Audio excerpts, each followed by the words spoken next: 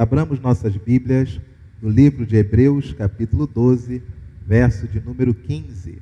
Hebreus, capítulo 12, verso de número 15. E sempre, quando nós encerramos um mês de aniversário, um mês de festividades, é importante fazer uma reflexão. E a reflexão, ela é muito simples. Que igreja nós somos e que igreja nós queremos ser? A igreja que Simonton fundou em 12 de agosto de 12 de janeiro de 1862, não era a mesma do centenário, de 12 de janeiro de 1962. As pessoas eram outras, a sociedade era outra, até a igreja, o local físico e a estrutura era outra.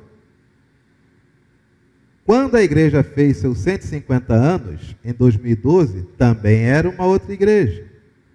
A igreja que foi organizada em 21 de maio de 1967, aqui nessas dependências, não foi a mesma igreja que completou 25 anos. Já tinha entrado gente, já tinha saído gente. Não foi a mesma igreja que completou 50 anos, já tinha entrado gente, já tinha saído gente. Não é a mesma igreja que celebra 54 anos, já entrou gente, já saiu gente. Que igreja nós queremos ser pelos próximos 50 anos? Como estará a sociedade daqui a 50 anos? E é claro, é difícil para muitos de nós fazer um exercício de reflexão acerca desse tema, porque pensar a nossa vida daqui a 50 anos vem um bloqueio inicial. Qual bloqueio é esse? Eu nem sei se vou estar vivo daqui a 50 anos, não é verdade? Como é que eu vou pensar daqui a 50 anos se eu talvez não esteja vivo daqui a 50 anos? Esse bloqueio inicial, ele revela um pouco do que nós somos. E revela um pouco de por que nossa vida está muitas vezes como está. Porque o próspero, ele deixa um legado para aqueles que virão após ele. O rico, ele apenas consome tudo o que ele tem. E ele dá a desculpa de que se ele não tinha nada e conseguiu ser alguma coisa, que os seus descendentes também comecem do nada e consigam alguma coisa. Quando nós pensamos o que queremos daqui a 50 anos, a gente esbarra nesse primeiro problema. Se eu não estarei vivo daqui a 50 anos, por que eu vou pensar a igreja daqui a 50 anos? Segundo problema, a dificuldade de fazer a leitura do tempo. Se hoje as coisas não estão boas, quem garante que daqui a 50 anos estarão melhores? Terceiro, a dificuldade de compreender a atual geração. E é esse o ponto que nós vamos refletir um pouco agora pela manhã. Hebreus capítulo 12, verso de número 15. Hebreus capítulo 12, verso de número 15, nos traz uma palavra, um alerta, um aviso, muito, muito importante.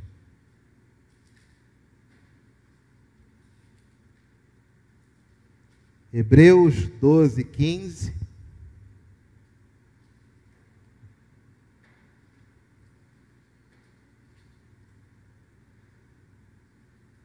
Todos encontraram? 14 e 15. Segui a paz com todos e a santificação, sem a qual ninguém verá o Senhor, atentando diligentemente, porque ninguém seja faltoso, separando-se da graça de Deus, nem haja alguma raiz de, acorda igreja, nem haja alguma raiz de amargura que, brotando, vos perturbe, e por meio dela, muitos sejam contaminados. Nós vivemos hoje uma sociedade cuja atual geração, e atual geração não quer dizer apenas crianças, não quer dizer apenas jovens, mas todos aqueles que estão vivos, todo dia, diariamente, são convidados a adubar, a irrigar, a ver crescer suas amarguras. Desde os heróis que as nossas crianças adotam, desde a infância como seus heróis, como seus representantes daquilo que é certo e errado, até mesmo os adultos saudosistas por um tempo que não volta mais, porque nenhum tempo volta, nenhum tempo retroage. E uma vez que o tempo não volta, não retroage, nós temos uma geração de crianças e adolescentes e jovens amargurados, porque não conseguem ser o que seus pais ou seus avós foram e são cobrados. E também temos uma geração de idosos saudosistas, porque no fundo sabem que o tempo não volta. Quando nós pegamos os personagens de infância, que a infância hoje elege, todos eles, ou a maioria esmagadora deles, luta por um bem comum, mas tendo um princípio de amargura. Eu luto porque me fizeram isso, eu luto porque fui injustiçado, eu quero o bem porque tiraram isso de mim. Os nossos jovens, esses coitados, estão em um mato sem cachorro, estão em uma sinuca. Por quê? Porque ouvem dos avós o seguinte: na minha época, na sua idade, eu já era casado. Na minha época, na sua idade, eu já morava sozinho. Eu faço um desafio para você. Faço um desafio para você. Ganhe um salário mínimo e procure um lugar para morar. Vê se tu vai encontrar.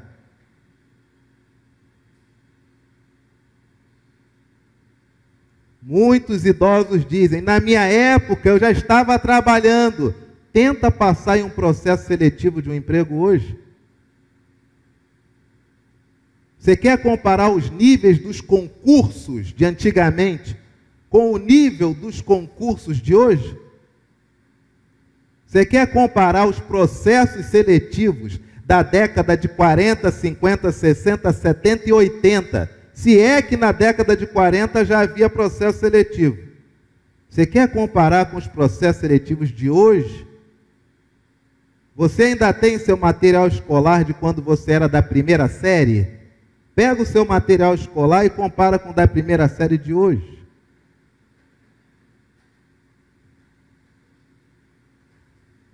Os avós e os pais dizem: na sua idade eu já era casado. Como é que as pessoas hoje casam sem emprego, gente? Se você for pai, aí sim sua vida vai dar jeito. Olha o axioma: o indivíduo não mora sozinho, o indivíduo não tem emprego, mas os pais dizem: sua vida só vai mudar quando você for pai.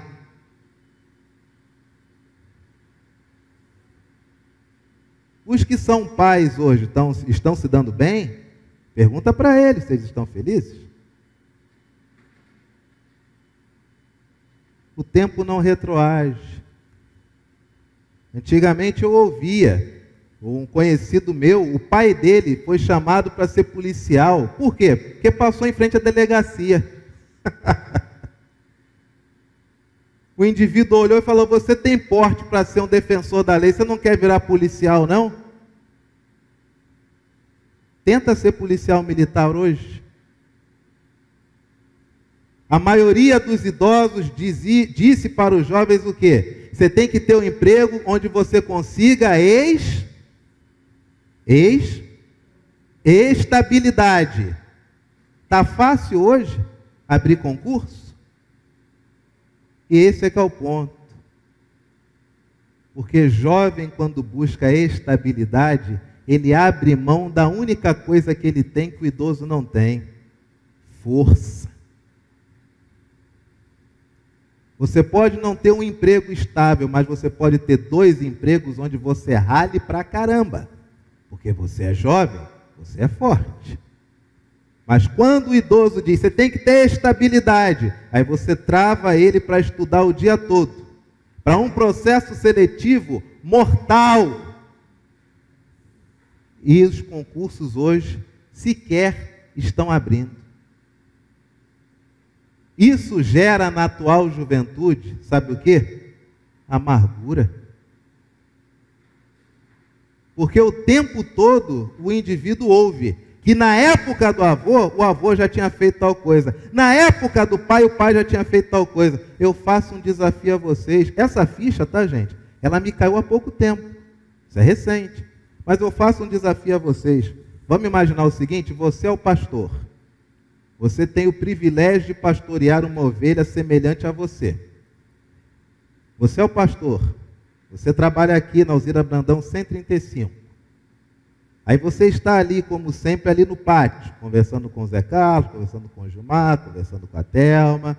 Aí o Anderson, que não é pastor, mas está sempre vindo para ver qual é a boa, tem alguma novidade, quem fez o quê, etc e tal. Aí, de repente, você como pastor, chega um indivíduo ali, um jovem, nas grades e diz o seguinte: com licença, eu queria falar com o pastor da igreja local. Só dele usar esse termo, igreja local, você já vê que estudou. Pois não? Ah, reverendo Roldão, reverenda Ângela, reverenda Joana, reverenda Paulinha, reverendo Luciano, bom dia. Meu nome é José. E me caiu a ficha que com 17 anos eu não sou ninguém. E me caiu a ficha que o homem só é o que ele tem. O homem, ele tem que ter nível superior, tem que ter educação, tem que ter emprego, tem que ter dinheiro. Se ele não tiver nível superior, educação, emprego e dinheiro, ele é nada.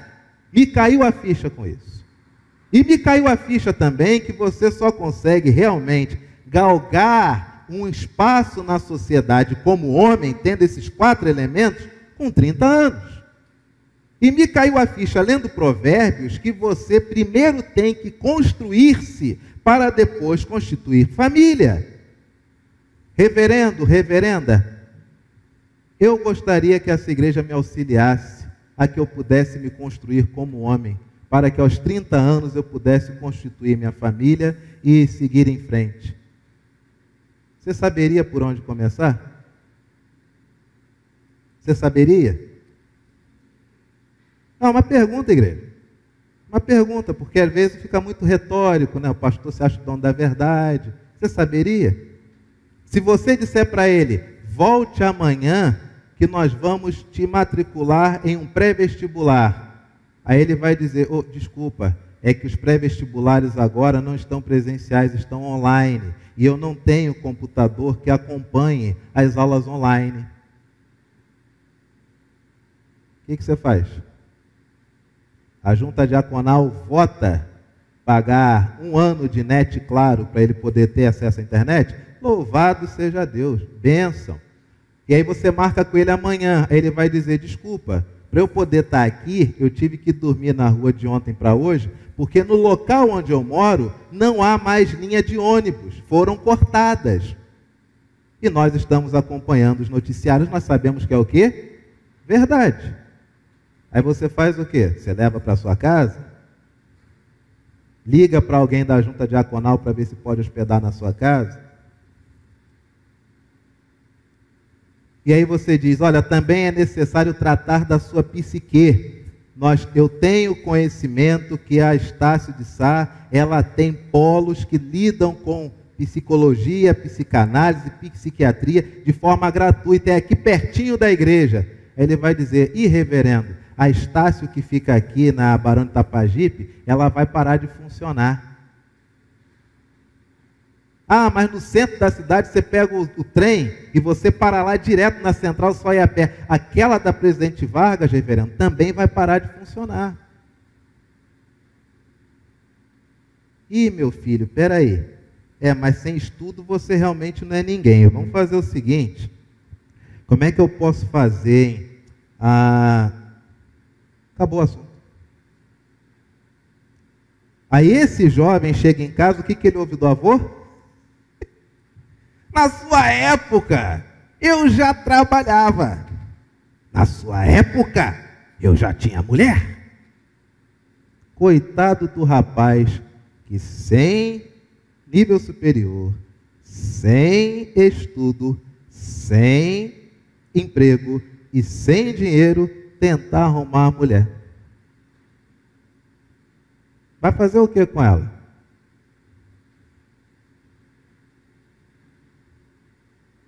Isso tem gerado nos jovens uma amargura, um ressentimento. Fora que os avós muitas vezes falam isso, e não falam por má vontade, não. Também é necessário fazer aqui a meia-culpa, que o avô e a vovó não falam isso por maldade, não. É porque na época deles realmente foi assim. Mas hoje já não é mais assim. Na época deles, o governo fazia uma promoção, você rodava o Brasil inteiro, o diesel era baratinho. Roda o Brasil inteiro hoje.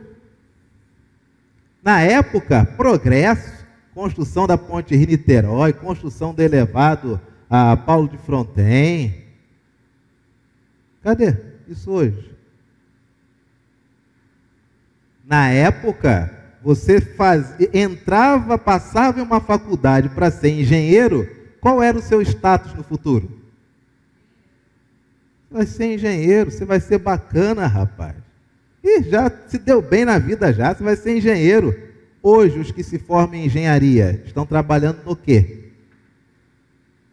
Eu te digo, vencendo os desafios e conseguindo dinheiro para suas casas de forma honrada, estão trabalhando como Uber.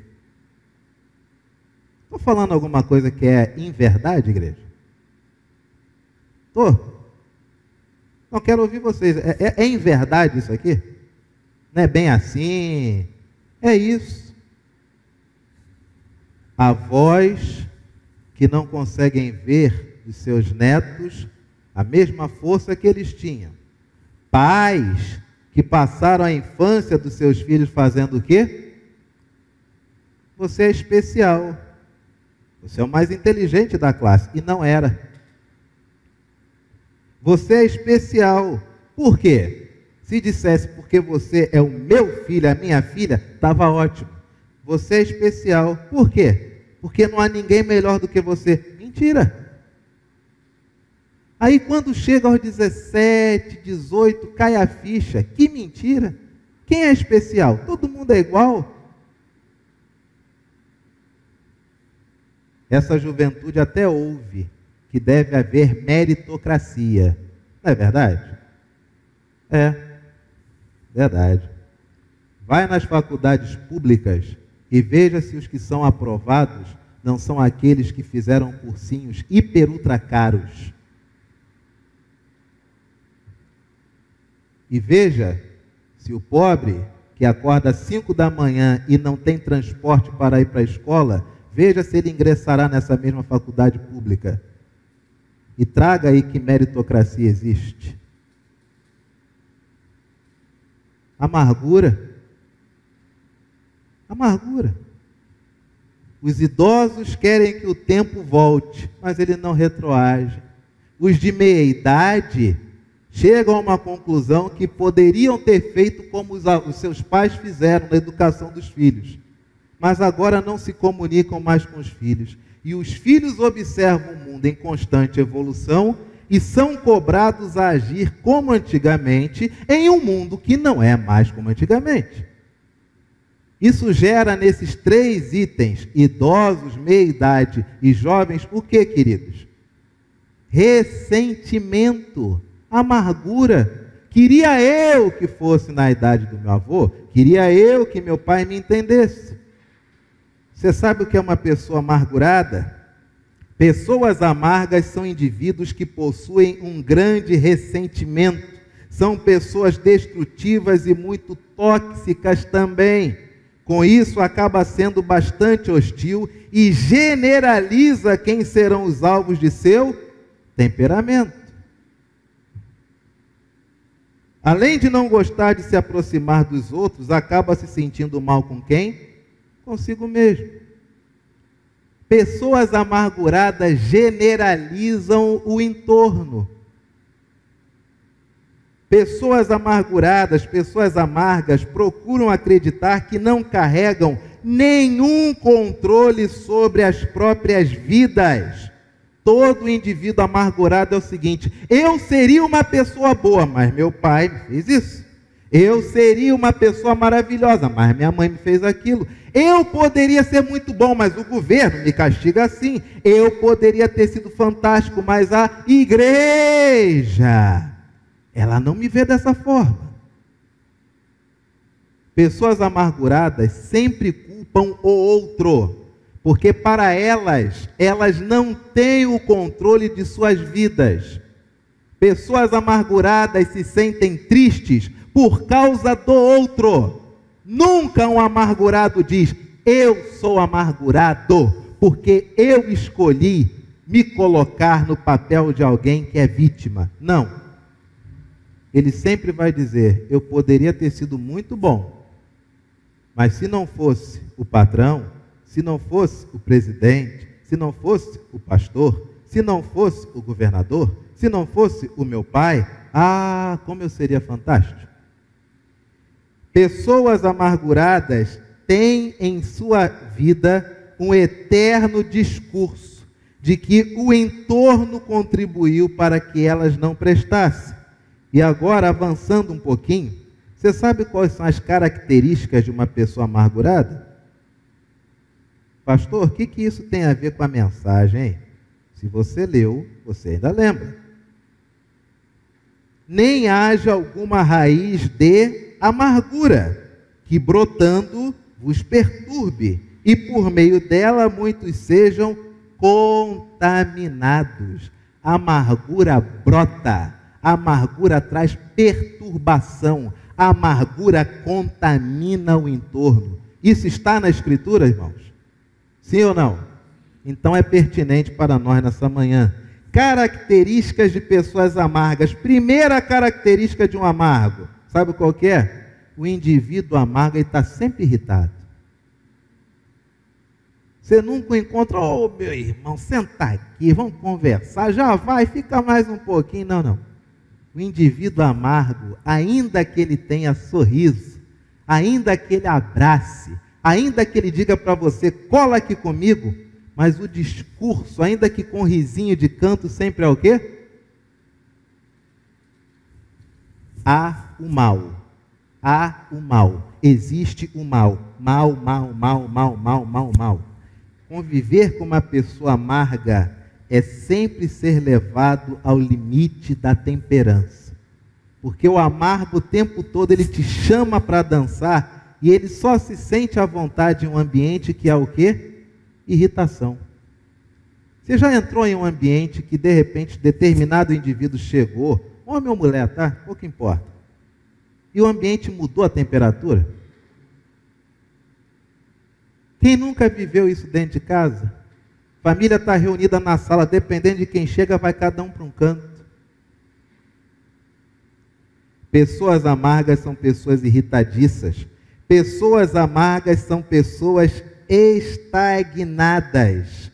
Pessoas amargas estagnaram-se na sua psique. Se você conversar com uma pessoa amarga, você vai ver que passa 3 anos, ela vai tratar do mesmo assunto. Daqui a 5 anos, é o mesmo assunto. Daqui a 10 anos, é o mesmo assunto. Ela estagnou. A vida não flui para o amargo. Terceira característica daquele que tem amargura: todo indivíduo amargurado não perdoa. Mas você tem que perdoar. Aí ele vai sair com o discurso do derrotado, que é um bálsamo para quem gosta de viver, chafurdar na mediocridade do amadurecimento. Ele vai dizer o seguinte: perdoar é complicado. Pronto. Ele não precisa mais perdoar porque é complicado. Se é complicado, não preciso fazer. É complicado. Já pensou se Jesus falasse isso? Morrer por quem não presta e ter quem não presta na minha companhia por toda a eternidade é complicado. Aí nós diríamos: não, Senhor, mesmo assim, leva o cravo na mão por mim, porque eu tento ser bonzinho. Aí Jesus diz: não, é complicado.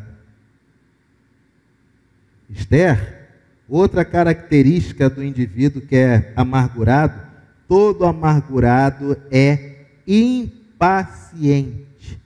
é uma ansiedade, um desejo de ver resolvido uma situação que não se resolve, porque ele que não faz. Percebe? Mas é uma sensação assim de que o indivíduo não cabe no ambiente. E ao mesmo tempo, todo amargurado tem iniciativa, Esther, mas não tem, sabe o quê? Acabativa. Ele inicia, mas ele não acaba. No meio do caminho ele arruma um problema, bota na conta do outro. Nem que o outro seja o diabo. Outra característica do amargurado: o todo amargurado não consegue perdoar-se. O amargurado não diz, eu errei, eu fiz o que não era para fazer, pequei contra o céu e contra meu próximo, não sou digno que meu próximo fique ao meu lado. Ele não faz isso. Muito pelo contrário. Ele até diz que errou, mas ele só errou por quê? Porque o outro forçou ao erro.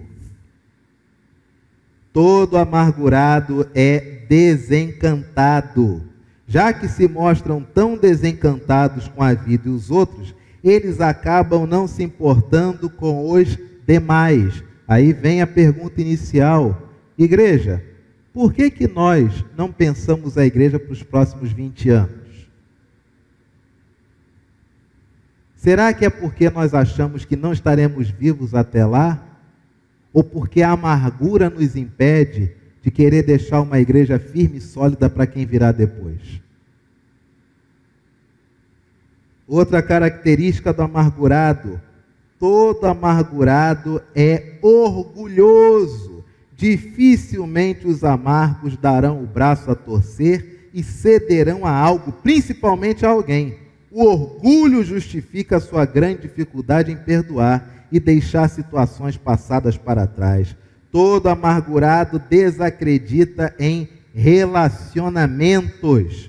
Hoje ele está aqui com alguém, e amanhã está com outro alguém, e logo depois está com outro alguém. E relacionamento não é casamento não, tá, gente? Sabe esses indivíduos que elegem os melhores amigos dos últimos 5 minutos? Os companheiros de infância que conheceram na última meia hora? Eu mato e morro por aquele que eu encontrei no ônibus e reclamou da vida junto comigo? Esse é o amargurado. Todo amargurado absorve, sorve, curte e se refastela na desgraça. O amargurado, ele olha você como se você fosse um leproso. E cada membro do seu corpo que fosse caindo, ele faz uma cara de piedade, mas que alegria que ele tem de ver você se desmantelando. E ele sempre diz, sabe o quê? Fique tranquilo, eu vou lhe ajudar.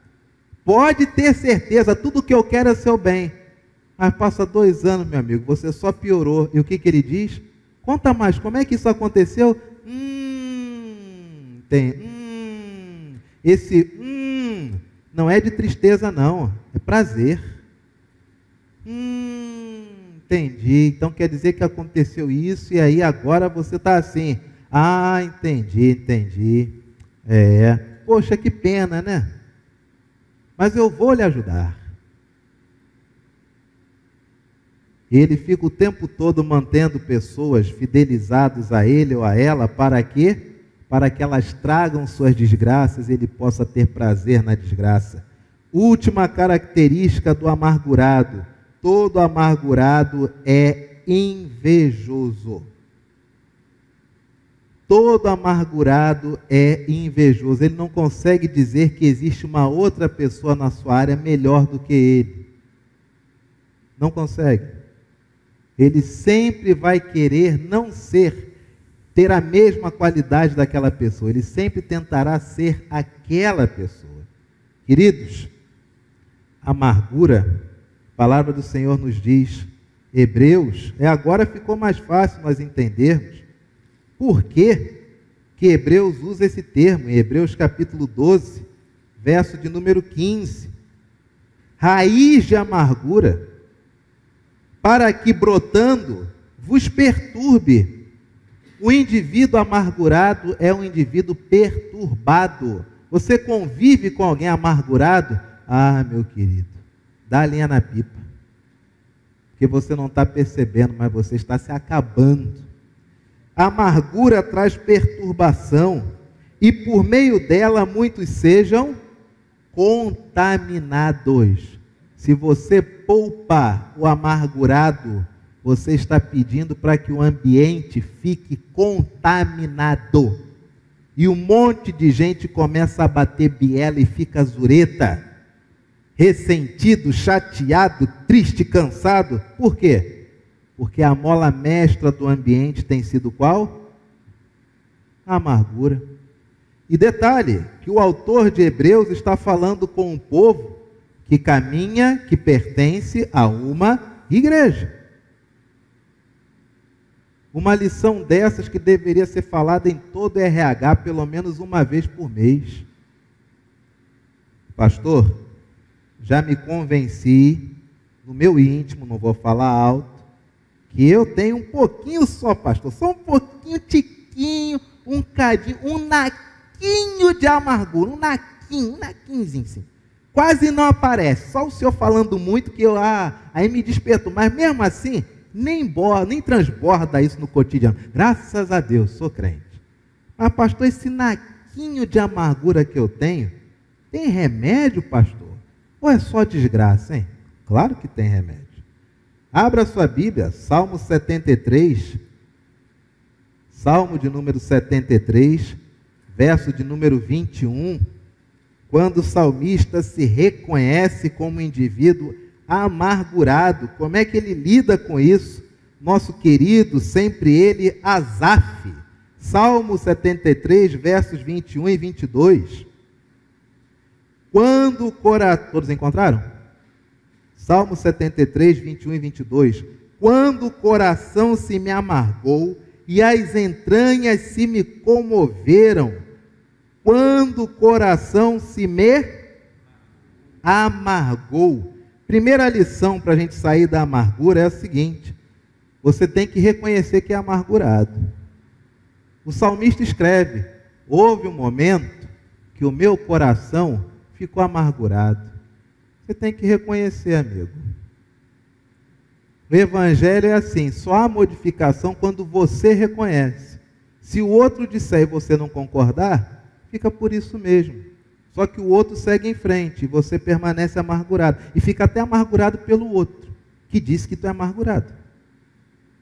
Asaf, ele é claro. Quando o coração se me amargou, você tem capacidade, você tem condições de reconhecer algum nível de amargura na sua vida? Ou a amargura é tanta que você sequer consegue fazer uma reflexão honesta com a pessoa mais importante do mundo para você, que é você mesmo? Primeira coisa, nós temos que reconhecer nossa amargura. Segundo, assumir que a amargura é um momento, não é a nossa identidade. O salmista não diz: quando eu nasci amargurado, não. Ele vai dizer: em algum momento, quando o coração se me amargou. Eu quero fazer para você um apelo, é o primeiro apelo dessa manhã. Quebre, elimine, desfaça na sua mente a ideia de que você é amargurado. Você não é, você apenas está. Você não nasceu assim. E se depender da palavra de Deus hoje de manhã, você não vai viver assim, nem vai morrer assim. Quebre da sua cabeça que você é vítima. Isto aconteceu. Você foi vítima. Você não é vítima. Pode ter sido, mas acabou. Você está com a razão. Fizeram-lhe o mal, mas lhe fizeram. Não estão fazendo até hoje. Você não está sentado aqui de manhã e, salvo o melhor juízo, quem está do seu lado está lhe fazendo o mal. Fizeram-lhe o mal, mas não estão fazendo nesta hora. É importante, queridos. Terceiro, quando o coração se me amargou e as estranhas se me comoveram, eu estava embrutecido e ignorante. É necessário, sabe o quê? É necessário amadurecer. Como é importante amadurecer. Sabe aquela fase boa da vida, onde você começa a perceber que realmente você não é bom em algumas coisas que você achava que era, que realmente você não tem jeito para fazer algumas coisas que você sempre gostou, mas não é a sua praia. Não dá para você. Amadurecimento é quando você simplesmente percebe que aquele que muitas vezes antagoniza com você, ele não antagoniza com você, ele só lhe é um igual. Semana passada, vendo uma entrevista de um ator de Hollywood, famosíssimo, e um indivíduo perguntou, vem cá, é verdade que o outro ator, que faz os mesmos tipos de filme que você, é verdade que vocês eram inimigos? E ele falou, isso não é verdade, isso foi verdade. Porque um dia, em uma premiação do Oscar, eu perdi numa categoria, e ele virou para mim e fez assim, ó, tá vendo? Bom sou eu. E aí eu ganhei em outra categoria, peguei as flores que me deram e joguei nele. E disse, bom sou eu. E isso durou 10 anos. Até que um dia em casa eu percebi que eu não era chateado com ele, porque ele era igualzinho a mim. E eu chamei ele para conversar e disse, nós somos iguais, vamos ser amigos? E passaram a fazer filmes juntos e fazem até hoje. Amadurecimento. É um estágio difícil. Paulinha, Esther, vocês, Maria Alice, vocês que são as mais novinhas aqui nessa manhã, minhas filhas, queiram amadurecer, porque vocês podem crescer, e vocês terão corpo adulto, terão carro, terão casa, terão marido, terão filhos, mas podem permanecer com a mesma mentalidade de uma criança de 6 anos, de uma criança de 9, 10 anos, de uma adolescente de 12, 13 anos. Amadureçam, minhas filhas. O mundo não trata bem a ninguém que não busque querer ser tratado. Até o que se dá bem nas costas dos outros cai. Nenhuma de vocês é especial porque vocês têm superpoderes. Vocês são especiais porque são filhas de seus pais. E isso nenhuma outra pessoa, salvo seus irmãos, tem esse privilégio. E fim. Vocês são inteligentes? Claro que são. Vocês podem fazer mais, sempre poderão, se acreditarem em vocês. Mas se quiserem competir com o coleguinha, estão fadadas ao fracasso. Porque o colega não tem nada a ver com você. Você tem tudo a ver com você mesmo. Amadurecimento, minhas filhas, amadureçam. Para nós deixarmos a amargura, nós temos que reconhecer que somos amargurados. Não devemos assumir a identidade de um amargurado. É necessário reconhecer que é necessário amadurecer. Olha o que o salmista diz: quando eu estava embrutecido, quando eu era alguém que não queria amadurecer, quando eu estava embrutecido e ignorante. Para largar a amargura, é necessário reconhecer que precisa o quê? Aprender. Aqui o Brasil, infelizmente, é um dos poucos países onde ignorância é vista como autoridade. Vocês já pararam para perceber isso? O indivíduo diz, olha, tem um grande cantor chamado fulano de tal. Qual é a resposta do ignorante? Quem? Nunca ouvi falar de fulano de tal. Pronto. Aí ele acha que é superior, porque é ignorante. Se ele nunca ouviu falar, logo fulano não presta. Por quê? Porque ele nunca ouviu falar. Aqui no Brasil é assim. Se você desconhece um assunto, você que é inteligente. E se o outro conhece mais, tadinho, aí ele trafega assim em ondas baixas. Porque eu que sou inteligente, essas coisas nem me atingem. O salmista não fala isso. Quando eu estava imaturo, e ignorante. É necessário buscar conhecimento, é necessário buscar aprendizado. Queridos, como nós somos carentes de conselhos sábios de idosos, que conseguem sair do seu pedestal de que o mundo que viveram era muito bom, mas são honestos em fazer uma leitura da realidade.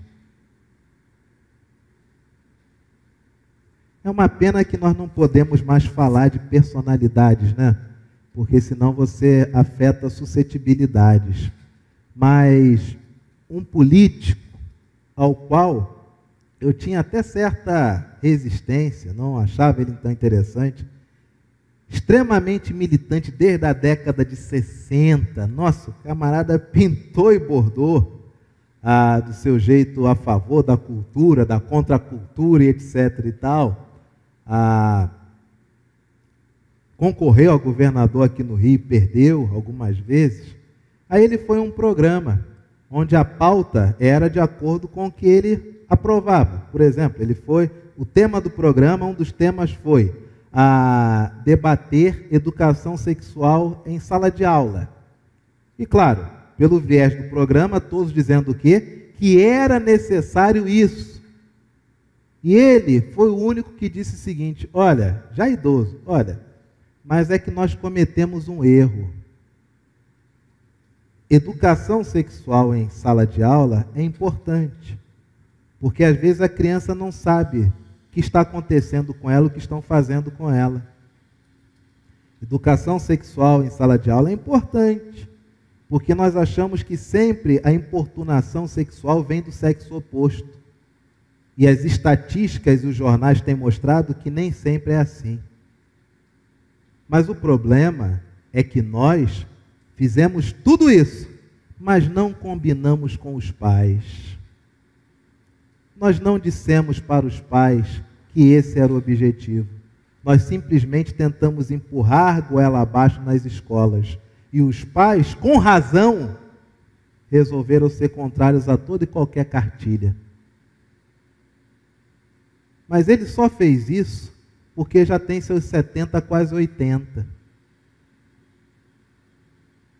Quem não consegue ser idoso e observar o tempo, não consegue demonstrar para a juventude e para as crianças um caminho. Sempre fica batendo no peito já murcho, dizendo que na sua época tinha feito diferente. E o desafio permanece. Tente fazer hoje como foi na sua época. O que você vai arrumar? Quem vai te ouvir? Nem telefone fixo as pessoas têm mais. Queridos, sair da amargura é reconhecer que é necessário mudar a mentalidade. Leiamos todos Salmo 73. Salmo de número 73, versículo 22. Leiamos todos a uma só voz.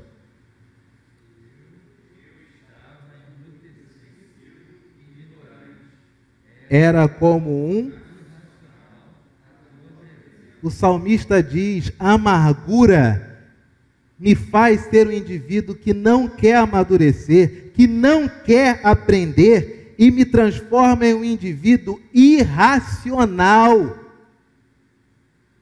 Quando nós começamos a mensagem hoje de manhã, eu suscitei que vocês fizessem um esforço de raciocínio. Sabe por quê? Porque o amargurado nem esforço de raciocínio para compreender as coisas ele faz. O salmista diz que o amargurado, ele se comporta como uma pessoa irracional. Por isso que para abandonar a amargura é necessário adquirir uma nova mentalidade. As coisas não são como eram, fato. Precisamos aprender, fato. Precisamos deixar algo firme e sólido para os que virão após nós, fato. Precisamos utilizar as ferramentas do nosso tempo para conquistar, para fazer levar o Evangelho às pessoas que agora nos ouvem. Fato. É necessário mudar a mentalidade, porque se o motivo da não reflexão for a amargura, o salmista trata o amargurado como alguém, e ele próprio foi, e ele se declara como se estivesse sendo o tempo todo irracional.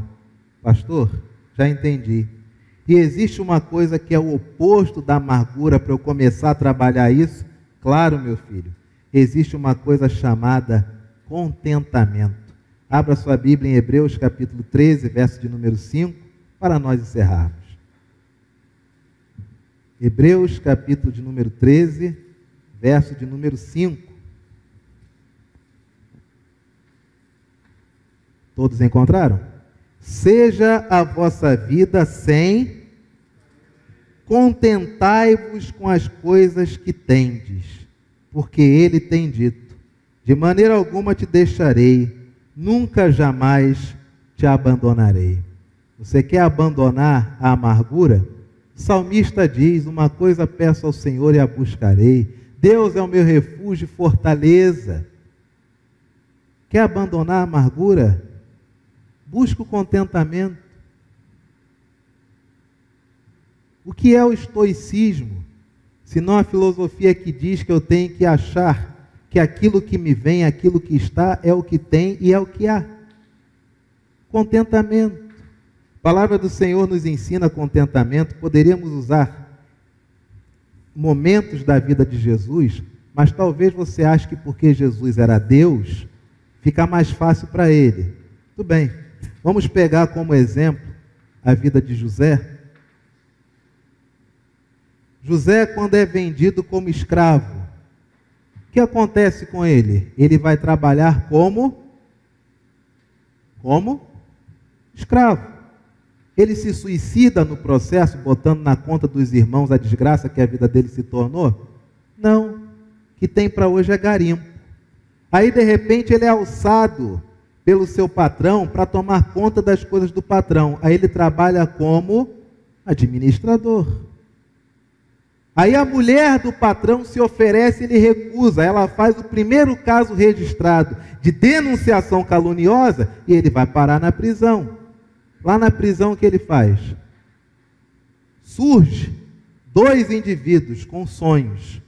Ele interpreta os sonhos, ele vira intérprete. Um diz que vai tentar revogar a sentença dele, mas esquece. E José na prisão se torna o que da prisão? O amargurado, o ex-playboyzinho que virou escravo, o preso sendo inocente, se torna um administrador. José no dia de hoje na prisão estaria ocupadíssimo fazendo imposto de renda de todo mundo. José administrava a prisão. Quando foi chamado por Faraó para interpretar o sonho de Faraó, ele podia dizer: Faraó, eu não vou te ajudar não, sabe por quê? Porque desde que eu cheguei no Egito a minha vida foi desgraça. E eu sou contra esse sistema de governo onde só você manda. Vou me matar aqui na sua frente. Vou jogar minhas vísceras contra você. O que José faz? Se eu tenho um sonho, pois não. Interpreta aquele sonho. E Faraó diz, o que você está dizendo vai acontecer? Ele diz, vai. A única forma de eu saber se isso é verdade ou não é se você assumir, comandar tudo isso que vai acontecer. E José diz, pois não. Contentamento. É o que tem. Então vamos embora.